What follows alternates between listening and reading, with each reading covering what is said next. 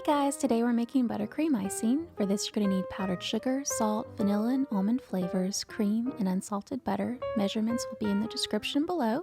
So first guys, you're going to take your softened butter, flavorings, cream, and salt and fold them in with the powdered sugar.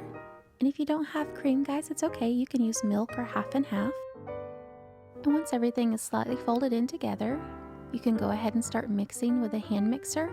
I would start this at a low speed, that way you don't get too much of a mess. And I don't use the hand mixer very long guys, probably for about 30 seconds to a minute in between each time I scrape the sides of the bowl.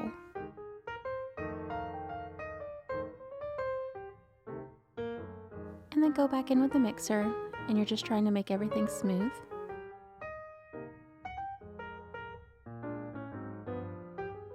And then if you feel like for consistency you need to add some more cream, go ahead and do so at this point. I usually add just about a tablespoon at a time because a little goes a long way.